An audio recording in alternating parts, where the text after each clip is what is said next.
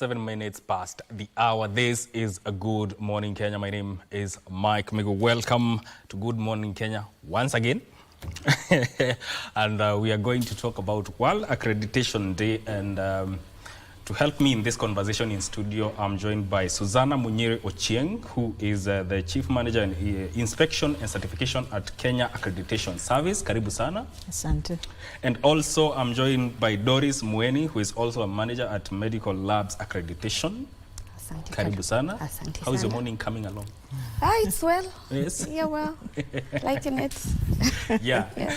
So, let's start with matters at accreditation. And also, the first thing I would want to know, Kenya Accreditation Service, what is it all about? Kenya Accreditation Service is a state corporation under the Ministry of Industry, Trade and Investment. It was established in the year 2009. Yes. Under legal notice, then 55 of 2009. But then as well in the year 2019, it then transitioned to an Act of Parliament. And so we established as the sole accreditation body, responsible for accreditation of conformity assessment bodies. And when we talk about conformity assessment bodies, we're actually looking at testing laboratories, including medical testing, calibration laboratories, proficiency test service providers, inspection bodies, certification bodies. And in certification bodies, there are three categories of certification bodies. So we have certification of persons, certification of product, and certification of management systems. Then we have validation and verification bodies and reference material production. So it's quite a wide array of conformity assessment activities that we accredit. Yes. Yeah. Doris, talk to us about what accreditation is and why it's important. Okay, so accreditation can be defined in different ways. You know, when you go to the English dictionary, you will find accreditation being described in different ways. And I know right now our viewers would actually be going to Google and checking out what is accreditation. Yes. And they will be taken to Wikipedia, you know, and they will have all this long description of accreditation. But before I define it, you know, Kenya is a running nation. We are known for long distance running. Definitely. And you know, the 42 kilometers marathon, and recently we have Omanyala actually doing the 100 meters and making us really proud when it comes to this running. Yes. You know, when you go to Eldoret, we have this slogan, welcome to Eldoret. City of Champions. City of Champions. Yes. That's how they say it, right? Yes. But you know, lately we have been having issues with our athletes.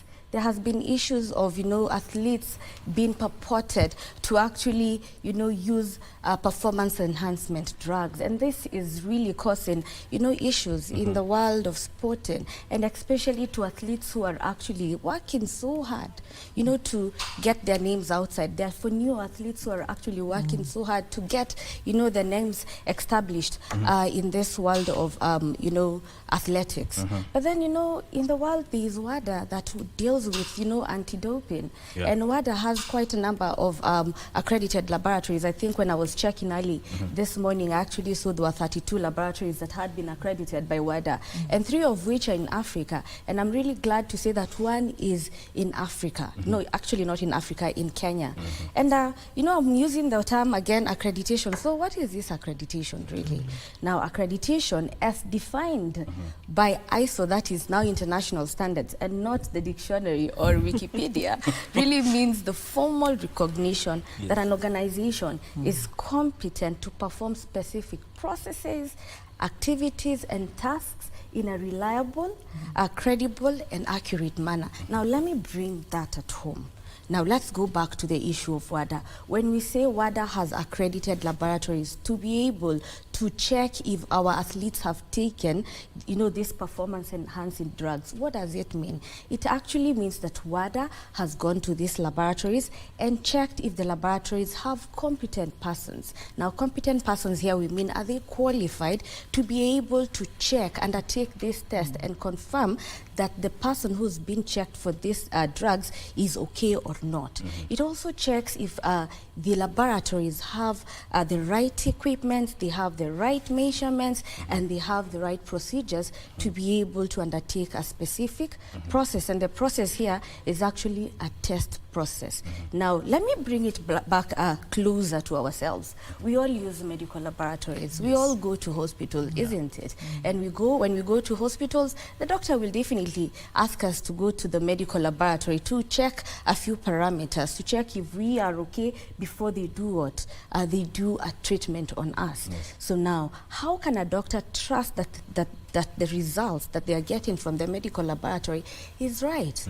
They will determine this by ensuring that the laboratory they are using is accredited. So what does that mean? That the lab where we take our samples, you know, it could be our blood samples, it could be our skin sample, it could be, you know, the samples that we used to take for COVID, that this laboratory has been checked by a competent and authoritative body. And an authoritative body in this case is KENAS, Kenya Accreditation Service, the authoritative body that gets in to check if this medical laboratory really has the capacity, really has the competence to ascertain that the medical laboratory can give you a result. And it could be a result of malaria, it could be a result of TB, it could be a result of, you know, COVID that we know. Now, even much closer, you know, today in the morning, most of you have taken your kids to school and they have been collected by the school buses, isn't it?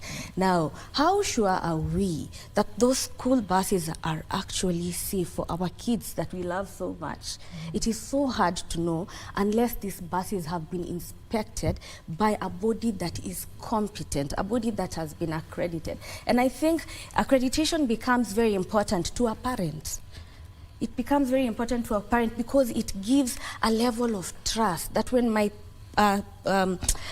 student, when my child is using this school bus, they are okay because the school bus has been, you know, inspected by a body that is actually accredited. Now, closer back home, you know, we've been given some water here to drink. Yeah. Now, you know, I can ask ourselves, are we sure that this water is clean? Are we sure that this water is actually safe for our consumption? Yeah, someone might say yes, because wow, doesn't it look clean? It doesn't look like there are any sediments inside this water. Clearly, it doesn't look. So someone might say it's okay. And then when I test it, clearly it does not have peculiar tastes. So, I mean, this water is safe. That's what we can say. But you remember inside there are things that we cannot see. There are bacteria causing disease microorganisms. There are chemicals that could be many, but we can't see that with our eyes. But then how do we trust this water? This water we would trust by saying yes, it's been tested in a laboratory, you know, and maybe a laboratory will be XYZ that we know about. But is that laboratory competent to actually say that this water is safe for drinking? Now, the only way that we can see that is by having that laboratory accredited. So at that point, when we accredit that laboratory, what are we saying? That they are competent, that they have demonstrated the capability to say that this water, and not water only, foods, even the things that we apply on our bodies, hair products, that they are safe for consumption. Now, we see organizations being certified to ISO 9001. We have seen even hospitals being certified to Joint Commission International, you know, an accreditation system that is coming from the US or whatever. But now we want to ask ourselves, are these hospitals really complying to that? To those requirements, right? This person or this organization that certified that hospital, are they competent? What did they check? Of course, we as consumers can never get in there and check and actually ascertain that these hospitals are per se competent. So what we will do, we will rely on the results of accreditation bodies, of course, like KENAS, to say that the person who certified this specific hospital or an organization is actually competent. and that organization is truly competent to undertake that certification process. Yes. And that is accreditation in a nutshell. But accreditation really at the end of the day just means one small thing. Exactly. Trust. That I can trust the results that are coming from a medical laboratory, results that are coming from a laboratory that is testing your water, your foods, your agricultural produce, your fertilizers, you know, that we can trust the results that are coming from an inspection body, that we can trust the results that are coming from a certification body. So now then the importance of accreditation follows suit. So what are the importance, or what is the importance of this accreditation that we are trying to demystify here? Of course, accreditation improves the quality of internal processes within an organization, making customers satisfied. You know, you cannot do businesses if your customers are not satisfied. Otherwise, no one will be coming, you know, to your organization, and you'll be making a lot of losses, and the next thing is you actually closing your business. Then accreditation safeguards the results of organizations that are accredited. And these results would be laboratory results, and here we are talking about testing laboratories, medical calibration laboratories. We're also looking at inspection facilities or bodies, as well as results that are coming from these certification bodies. But of course, if you're a business person and even government organization, you know, accreditation improves the image of your organization, right? By making you more competitive. So if you want those standards, you know, for the entrepreneurs, if you want those standards, you know, the way to go is actually accreditation, because right now we are having a lot of you know, suppliers are referencing that people who are going to supply specific goods and services and intenders would need to be accredited. Then of course accreditation makes organization attractive when it comes to third-party work. For example, I would take this to the healthcare. Yes. Now, you will realize that the research bodies do a lot of research in line with clinical trials, and this is for the development of drugs and probably vaccines. Now, the people who fund these laboratories to undertake clinical trials are now specifying the need for these laboratories to be accredited, and that is for them to ensure that the results that are coming from these laboratories are actually right. And of course, if you're a patient, if you're a doctor, if you're a parent, if you're an insurance company, you trust the results that come from a medical laboratory. All right. And that is important. All right. Now, Susanna, let us look at accreditation landscape in Kenya. What role does Kenya Accreditation Service play in all this? Okay, if you follow through what Doris has said, you will find that conformity assessment is in every sector, name it education, aerospace, banking, communication. You will find either there's a testing activity, there's an inspection activity, or there's a certification activity. Now, if we are referring to those as conformity assessment activities, then accreditation spans across. KBC has a board written there, ISO 9001, 2015 certified organization. Who certified KBC? There was a certification body that came in and did an audit, and the outcome of that audit then informed the certification that you currently hold. Now, that certification body has to demonstrate competence to be able to carry out a certification activity, and that's where accreditation comes in. So if you look at the landscape of Kenya, and with respect to the conformity assessment activities that Kenya accredits, then it's far and wide. We all take our children, and they're saying accreditation impacts everybody. We all take our children to amusement parks, and you put your child on that roller coaster, and you tie them up, and you say, okay, go. Do you check whether that roller coaster has been inspected? Before you put that child on that roller coaster, you signed a small piece of paper with very fine print. What did you do? You're actually signing your child off that should anything happen, you as a parent are taking responsibility. But have you ever asked yourself, when was the last time that roller coaster was inspected? Who inspected it? Was that inspection body accredited? I mean, that is the impact of accreditation. So when we talk about accreditation and it feels like it's a jargon out there, it isn't. It is actually with us. Doris talked about a bus ferrying children to school. You and I board buses once in a while. Yes. There's a Kenya standard that requires for how the bus body should be constructed. The manner in which it is constructed, should there be an impact that we are not losing lives the way we sometimes lose them on our roads? How many of us bother? So we are saying that accreditation enhances the quality and safety of products and even services that are traded or that are produced or consumed or used in our economy. And it is not just local. If you're talking about trading across borders, so you want somebody who's producing product in Kenya to cross over to other territories and have a smooth flow of movement of goods into the other economy without additional checks, without additional tests, without additional inspections, then accreditation is the route. So we're saying accreditation facilitates trade, because through accreditation, and when we sign up to what we refer to as mutual recognition arrangement, then we are saying that if we have water that is produced in Kenya and needs to cross over to another territory, and we have signed up a mutual recognition arrangement with that territory saying this water has been tested by an accredited lab, then we are expecting that there will be an acceptance of that product without additional test, without additional inspection or certification. Yes. So there's that focus with respect to facilitating market access of our produce and of our services. So ease of movement of goods and services across the borders. Then we talk about consumer confidence. You and I, Doris used the word trust. Yes.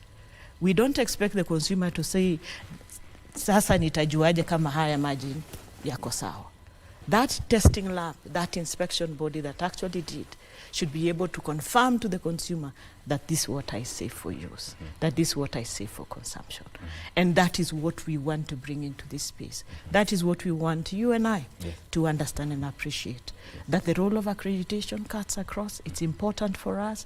It's important to be able to ensure that the public have safe product that they can rely upon, a service that they can call up and know that when somebody has inspected my motor vehicle, that inspection is actually credible. I'm not going to have somebody else do it again, a second test and a second check for me to be able to incur costs. And then the last component is regulatory compliance. Because when we do assessments for accreditation, and even when certification bodies or inspection bodies go out and do their checks, one thing that stands out is you need to confirm that they're actually complying to the law of the land or the economy in which they operate.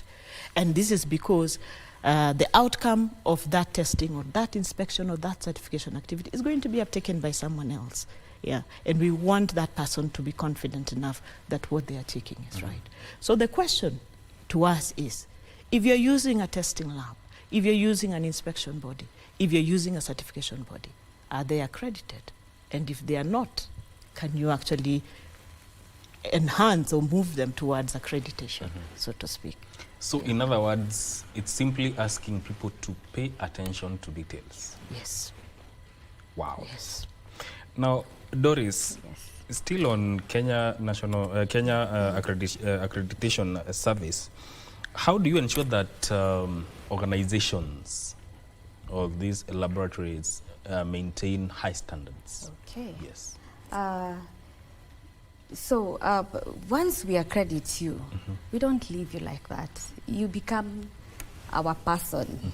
We walk with you through the journey, and the journey is endless. Yes. It has no end. The contract, of course, has a period of time, but we follow you to ensure that you maintain higher standards. So then how do we ensure that this organization maintain the highest standards possible? One, as Susan started this off, is by we going back to reassess this organization, the certification bodies, the inspection bodies, the laboratories, be it medical testing or calibration, at least once in a year. And we do this against international standard. Maybe something probably that we would have said as we go on is that we offer accreditation, or we do accreditation based on international standards. We don't use local standards. We are using international standards. So our results that are coming from all these laboratories, that are coming from the certification bodies, including the inspection bodies, are based on international standards. So we are comparable against not Uganda or only Tanzania, but now I'm talking about America, I'm talking about Britain, I'm talking about Japan. So we are really at the same level, those higher standards. So then how do we maintain again?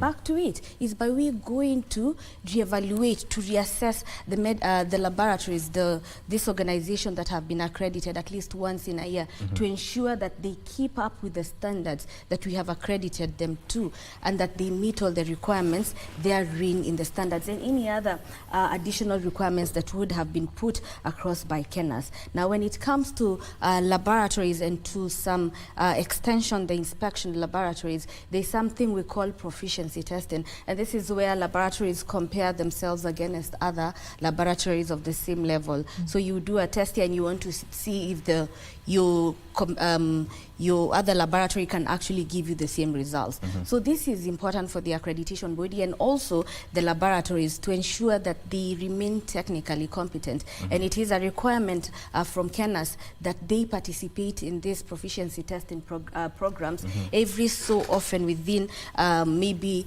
2 reassessment activities. But also, you know, once we accredit you, it is not final. Yes, we will come and check you. Yes, we will be looking at the programs that you participate in. But then again, if you don't comply to the requirements of that have been set in the international standard, we also become a bit harder. A parent can also beat a child when they don't comply with our requirements. It's the same way the accreditation body, because they want you to be the best. We will, bring in, instigate some things, and one of them will be a suspension.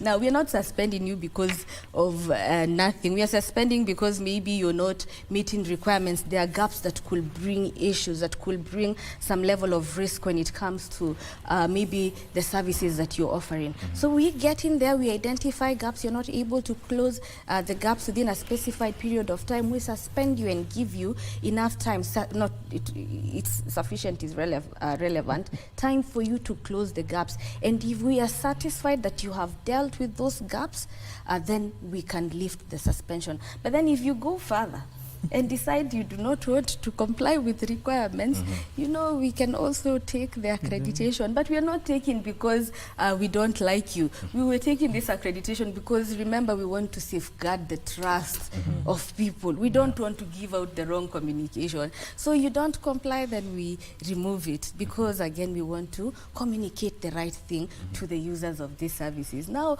we even go further, and probably, because once you're accredited, we definitely list you in our website, and we also put you in our Kenya Gazette. Now, that is a communication to the whole world that you're doing the right thing, that you're competent. Now, then when you don't comply, we also do the ripple way. We go and remove your name. Yes. I'll still come back to you on that matter, but I'll do that after the break. Don't go too far. This is Good Morning Kenya.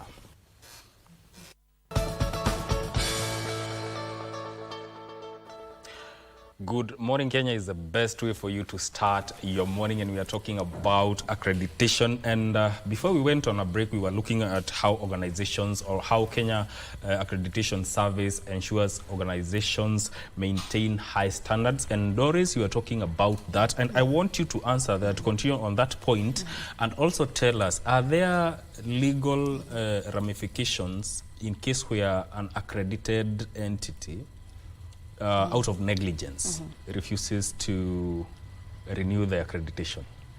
Okay.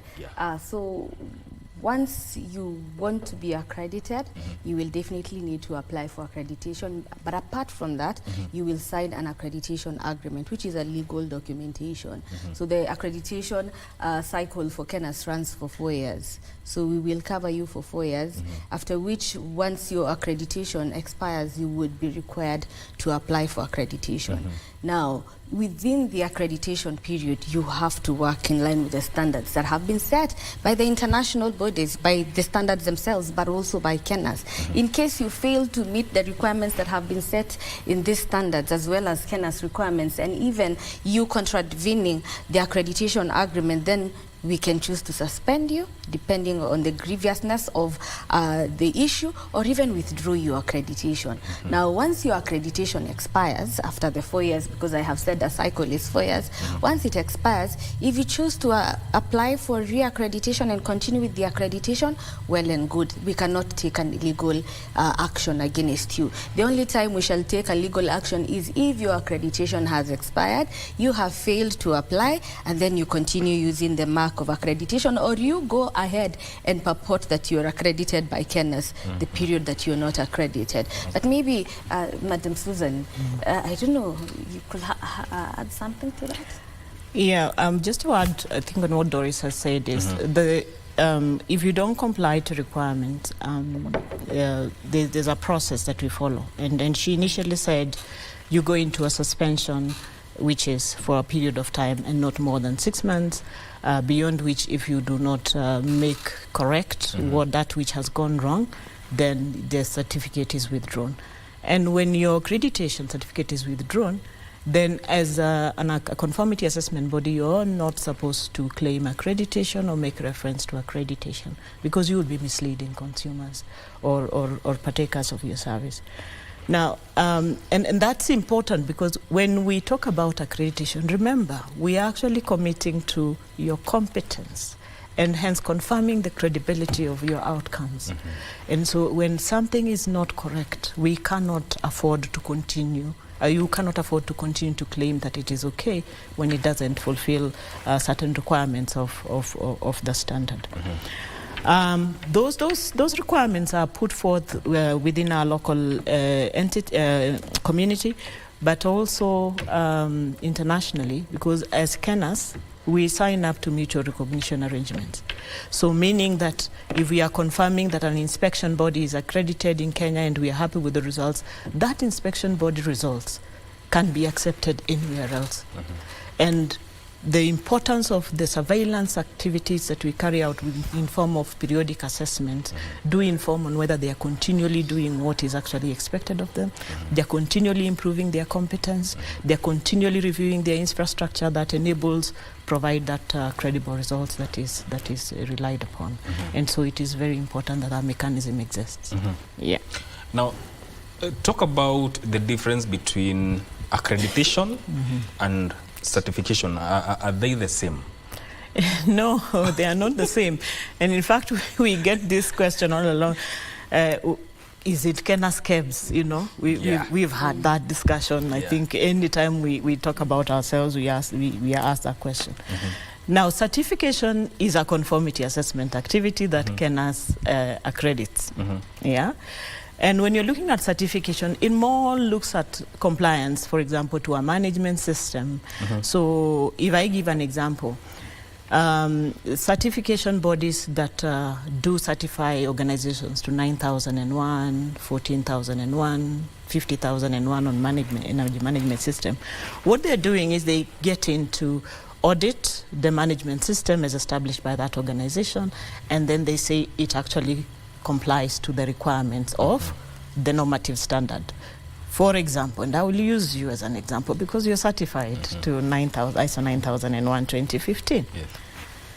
The certification body came here and audited your management system, and it checked that your process through to delivery of your customer expectations are realized in line with that standard. And so they actually certified you, and they come to periodically do their surveillance audits. What the accreditation body does is when it does assess a certification body, In addition to the certification body complying with a different standard, in this case, certification bodies have actually an international standard that they have to comply to, they also check, are their auditors they are using competent to carry out that audit activity? So it is not just the management system. We actually check what programs do they have with respect to engaging the auditors, how do they review the competence of the auditors, and how do they ensure that the auditors continually update themselves and continually improve their competence with respect to the certification scope that they are actually certifying. So it goes beyond the compliance activity. It actually looks at competence. And that is where we draw the line. And that is why KENAS accredits KEBS. Actually, I was about to ask that. I was about to ask, so bodies like KEBS have to be accredited by KENAS? Yes, so long as they are doing a conformity assessment activity. So KEBS does certification, KEBS does inspection, it does testing, it does testing. Those are conformity assessment activities that KENAS accredits. Yeah. So, and that applies to, let's talk about, to universities. So, KENAS, is it the one that accredits universities, or there are bodies that are charged with that? We don't accredit universities, and that is where the definition that Doris gave earlier comes into form. When you actually, because when you look at, for example, accrediting a university or a curriculum for a university, the university establishes it and it's a one-time review, and it's cast. Usually it doesn't change unless there are changes in the dispensation of the curriculum. What KENAS does is, for example, when it comes to, let's take the education sector for that matter, the activities that the education sector does that are of a periodic nature, which need periodic review and either periodic registration or periodic licensure, those will fall within the context of conformity assessment activity. So in that case, that is where the accreditation activity will come. Yes. Yes. Doris, you're a manager in medical labs accreditation. Yes. How does accrediting these laboratories impact the health sector, especially in the country? Okay. Now, you've had this story of misdiagnosis, and maybe this has happened to you. Yeah. You know, you go to the hospital, the doctor tells you to go to a laboratory, and then, hey, you see some results and you're like, hey, me, I don't have typhoid, I don't feel typhoid. Or how can they say that I have malaria? I'm not even coming from a malaria-prone area, you know, and probably you're coming from Europe where we usually don't think that there's malaria. Then we see results that are showing malaria. Or even, you know, going back to the era of COVID, you even wake up and say, I don't even feel a symptom. I wasn't with people with COVID. But then you're diagnosed. But is the diagnosis right? And you know, in the past, and I know this still continues one way or another, where you find doctors treating the wrong thing, but they're treating the wrong thing because the laboratory has misdiagnosed the patient, and misdiagnosis has an implication in the life of the patient. It can mean, you know, you trying to look for further diagnosis, hence you spending money that you don't have. It can mean that your health deteriorates, and to the worst thing happening, someone losing their lives because of misdiagnosis. So then how do we deal with this issue of misdiagnosis? It's by we ensuring that we are using accredited laboratories. And I would urge even our viewers clearly to make sure that even when they go to a medical laboratory out there, and even, you know, in the countryside, because we've even accredited laboratories in the countryside, that you're asking if the services are accredited, so that you're sure that there is no misdiagnosis when it comes to this. We don't want to go to the hospital. Today you're told it's typhoid, tomorrow it's malaria, today is COVID, tomorrow is something else. And remember, with all this, you're being given concoctions of medicine and you never get better. But remember, sometimes when you're misdiagnosed, what happens, or when you lack trust in a specific laboratory, a medical laboratory, what will happen is that you will move from one hospital to another, trying to check if they have they will capture the same thing. So you'll go from hospital A that is not accredited, you'll be told it's malaria. You'll go to hospital B and that medical laboratory will not be accredited and you'll be told it's typhoid. You'll go to another one, you will be told it's amoeba. You know, it's so easy to be told it's amoeba. Now you have 3 results. Which ones are you going to trust? Which one is which one is the doctor going to use to treat you? So even the doctor gets confused, the doctor treats you, I don't know how. And maybe, the issue was just lack of sleep. You know, and just to add on what Doris said, there's something that's close to my heart. Yes. My mom is taken ill at the moment, and she needed to do some x-rays for the doctor to review, and so went into one of those diagnostic imaging areas. It was done, it is not clear. She has to go for another one. Yeah. And then, but I still can't make out what this is. Yes. The third one. Do you know the cost associated with that? Yeah. It is quite expensive. So had she gone to an accredited diagnostic imaging facility, done one check, gone to the doctor, it would have been much, much cheaper on her than what she spent. And that is the hidden cost of not accepting or mandating accreditation on matters that impact health, safety, and even protection of the environment. That is how costly it is. And so anyone is at leave, but let's say you've gone to a lab to take some tests and ask them, are you accredited? Yes, you can. And if they're not, to say, I will move on to the next one. And if they're accredited, they should be able to show you the certificates and the, logos, not logos, what do you call them? The marks of accreditation. And you're at liberty, by the way.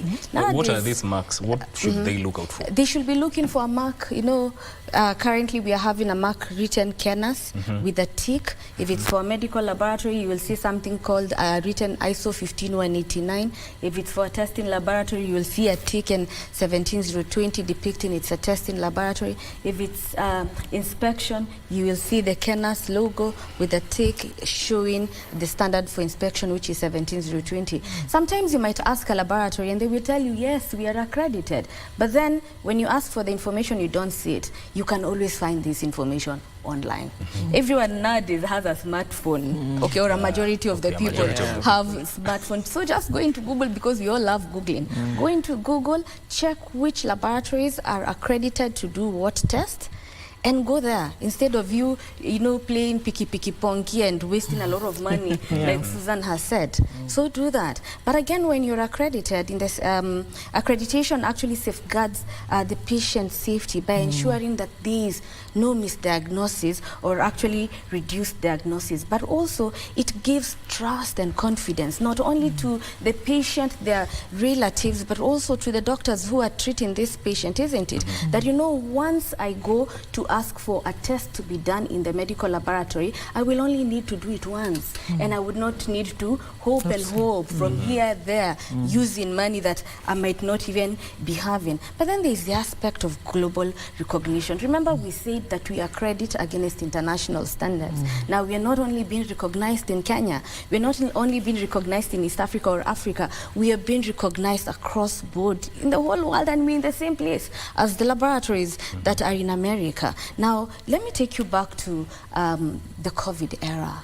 Now, you remember COVID era, we were told that we cannot travel from one country to another without a COVID result. And so we all rushed every time we wanted to travel, and we went to a laboratory and we got COVID results. But then there are countries that came up and said, if the COVID result does not come from an accredited laboratory, then you cannot come to our country, even though the COVID result is negative. So, I mean, if you went to laboratories that had been accredited then and still are accredited to COVID, it made your life much easier. I want to take you back to, the students who love to go abroad for further studies. One of the requirements is that they're tested for specific diseases like tuberculosis, for example. Now, these countries, the universities there, have made it mandatory for the the students to use results from accredited laboratories, making life of people much easier. So that means you go to one lab, it's accredited, we can actually what do you call this? We can actually trust your results. Then, of course, Susan had talked about regulatory requirements. When it comes to standards, we cannot operate outside regulations. So now that means even as we do the assessments, as we do the accreditation, we have to ensure that these organizations, be it certification bodies, inspection bodies, medical laboratories, including testing and calibration laboratories, comply to the regulations that have been set by the country. Then again, you know, when it comes to policy development, when it comes to decision making in organization, we rely on data.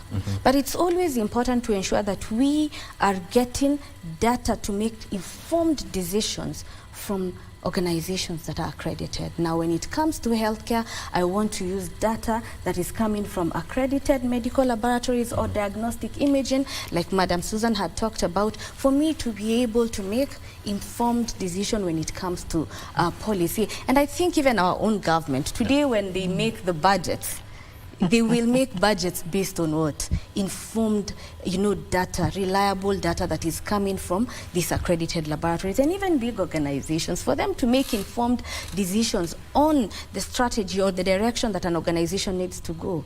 It will be backed by accredited data. Have the labs embraced this aspect of accreditation within the country? For our country, yes. We are seeing more laboratories increasingly taking up accreditation. You know, from your private, of course, we would expect that the privates would take this up because of, you know, profits that might come with this, because if you have a good reputation, then people would come to your services. But we also seen more government laboratories, you know, taking up accreditation, and this is a demonstration that the government really is very, you know, they think about our healthcare. Now, you remember our Kenyan constitution has put issues, quality of healthcare in the center in the constitution, meaning quality healthcare is a right of every Kenyan. So now, how do you demonstrate quality healthcare? Is by way of accreditation, and that's why you see our government actually embracing accreditation when it comes to the medical laboratory or the healthcare space. All right, Susanna, is there a cost to achieving accreditation? Like, is there a cost involved? Yes, there's a cost involved because it's a service that's provided, and of course you have to engage resource in providing that service. And this is the costs are actually public. They are gazetted. It depends on the size of the lab or the conformity assessment body, and also the scope of application. And when I'm talking about the scope of application, is you may find that you have an inspection body that plays in various sectors. So it has infrastructure inspections, but it also has inspection of commodities. But they've only applied for accreditation for the commodities and not the infrastructure. So depending on the scope of application, the cost varies. So it's not like we can tell you it costs this much to get accreditation. You have actually to put into context the activities of the laboratory or the certification or inspection body.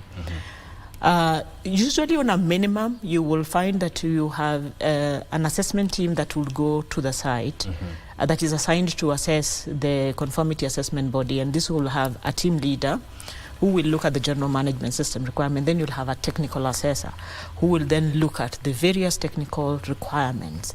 So if it's, for example, an engineering facility, then you'll obviously have to have somebody who's competent within for that level of the engineering inspections, who will go in to confirm the competence of that organization. Roughly, it depending on I would say a very small not really small organization, a normal organization that will have like 5 people doing the conformity assessment activity, with the periodic checks that happen for the assessment activity. You'll go through a review of documents. You will go through first the organization will apply, then you'll go through a review of documents, then you'll then do an on-site assessment together with the witnessing of how that organization actually carries out that conformity assessment activity. It ranges from about 395,000. Now that's for the initial. Then if accreditation is granted, you have a 4-year cycle. And within that cycle, we have what we refer to as periodic assessment activities, and those happen based on the annual accreditation maintenance fee that is actually paid by the inspection or the certification body. Yeah. So the World Accreditation Day is coming up on June 9. Yes. Talk to us about the World Accreditation Day, and actually it's themed Empowering Tomorrow and Shaping the Future. Talk to us about that. Yeah, World Accreditation Day is celebrated normally on the 9th of June, the world over. This time 9th is falling on a Sunday, and so we will do our commemoration on the 10th of June. The theme is solid, accreditation, empowering tomorrow and shaping the future. And it is solid and wide, meaning that it can accommodate anything and everything under the sun with regards to conformity assessment. But our focus more is considering that there have been, rapid technological advancement, and hence, we have seen AI, Internet of Things, big data, and that's where the world is moving to. And we are asking ourselves, how fast is the conformity assessment space evolving with this fourth industrial revolution? And how also is accreditation catching up or ensuring that it is ahead of the technological changes that are actually going to impact the conformity assessment space? And so that is the discussion we want to have on that 10th. Yes. Yeah, bring onto board the aspect of the digitalization that we're currently carrying out in the country, and asking ourselves, are we able to demonstrate to everybody that when we digitalize, that information is safe and secure, taking into consideration the concerns around, security concerns when it comes to information being out there. How do we manage your trust? How do you actually trust that when my information goes onto the virtual space, that I am comfortable? And so that's a discussion we really want to have there and with respect to digitalization and new technologies. But also there are matters that are coming up on the sustainability angle. And so climate change is something that is core to our hearts and speaks to our hearts.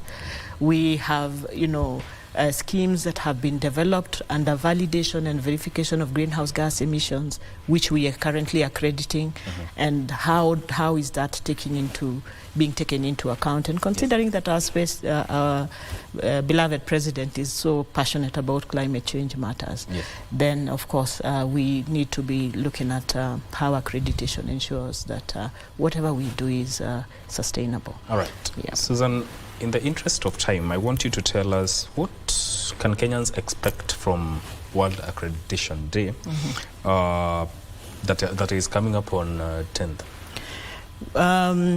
We have a meeting. Actually, it is a meeting. It's a meeting that will be online and shared to the rest of Kenya and the world. On what we are doing as an accreditation body, as Kenya Accreditation Service, considering that, during the lockdown period, we still needed to continue doing assessments, for example, and we couldn't move around, we couldn't physically meet you.